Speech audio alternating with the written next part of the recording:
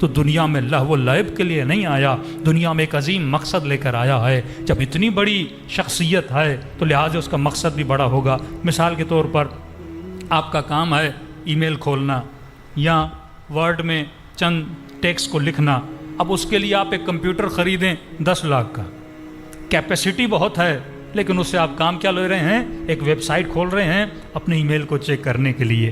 لیکن وہ کمپیوٹر کس کے لیے بنا؟